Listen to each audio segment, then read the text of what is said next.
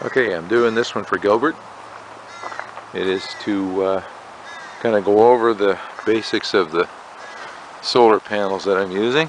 And you'll see a snow brush up here, which is what I use to beat the crap out of this here motor, because in the winter it tends to stall. But anyway, that's another story. So he wanted to know exactly how I did this. Okay, so this is a satellite dish mechanism for a 12-foot C-band satellite. Now on this one I'm using a super power jack as an actuator arm. I have the seal broke, cheap actuator arm. 12-volt battery here, which is tied to a little charge circuit here, which is tied to this solar panel here, which I'll get to the front here. And that's that little guy there. So this is a 50-watt panel, and it is strictly here to charge through that little charge controller on the back that I just showed you. This one right here, and you can see it's charging. And that keeps this battery charged, and this runs the mechanism, which is in this Cheese Whiz jar way up there. Hope you can see it. A lot of light there, but anyway. And the three solar panels are 250-watt units each. They measure almost just a little over 3 feet. And so three of them together stacked are almost 10 feet long, and this is half of a 20-foot extension ladder. As you can see, this is 10 foot worth of ladder all the way down. Now, the ladder itself, this is the frame of the satellite actuator mechanism, and it bolts through right here, and there's another one under here somewhere. Can't see it. There it is right there. Okay, and one up top here, right there, and here, and that bolts the ladder to the frame. And then each of the solar panels have self-tapping screws in from the back of the ladder into the frames around the solar panels to hold them on, and the wiring is just done together with the stock connectors that come with it and tied up with marrettes, which go back to number 10 gauge wire, which is starting to fray, so I should probably tie this up properly.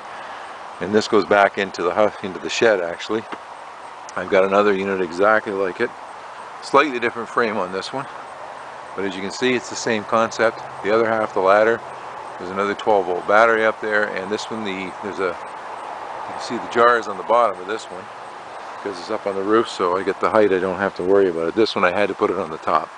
So there's the overall view. So three 250-watt panels plus a 50-watt just to charge the little battery to run the mechanism, so it doesn't affect anything I'm doing with the solar. So the three panels together amount to almost 100 volts. And they come into the charge controller, which I'll show you in a minute, and the same exact condition here, except this is a Von Weiss. It doesn't stall in the winter, so I don't have to beat it up, which is a good thing because it's up on the roof and it's too hard to get to.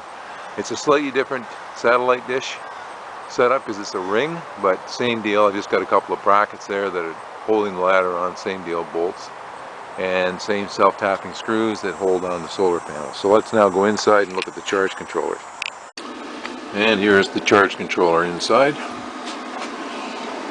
So that's an Outback MX60, 60 amp charge controller. And it's very overcast today. You see we're only making about 670 something watts. We're charging at 26 amps, and it's a 24 volt system. So basically what this unit does is takes the input right now is 82 volts. Like I said, it does get up to 100 when the sun is shining brightly, which it's not doing today, and down converts that to 24 volts, and I use that to charge the batteries. And unfortunately all my equipment is on top of my battery box, but I have 8 6-volt golf cart batteries in here, which are rated about 220 amp hours a piece, and they're in parallel, so it's 440 amp hours. And then I have a 75 amp hour pair of 24 volt gel cells down here. Yeah, just to kind of get me, they were there, so I just used them. Anyway, this unit charges those batteries. It's all very sophisticated how it works, and it does keep track of everything, like how many kilowatts. Does a lot, this thing, and it tracks for 300 days. So, very cool.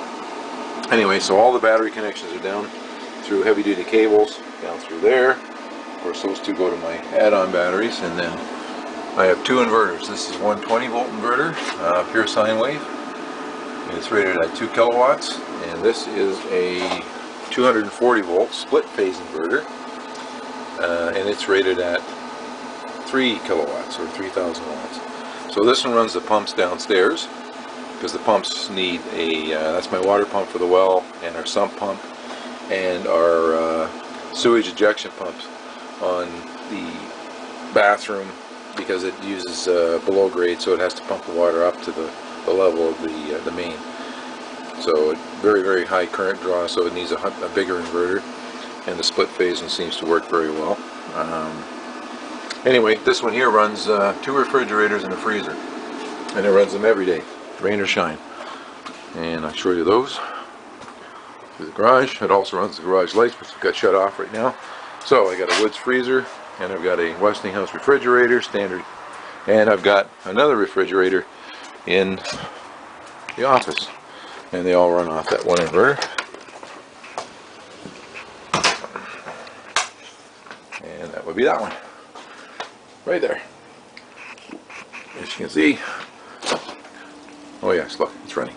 Anyway, okay, so this is just for Gilbert. Yes, it runs 2 refrigerators, a freezer, water pumps. It's good to go. Hopefully that gets you where you need to be, Gil. Anyway, any questions? Let me know. Thanks for watching.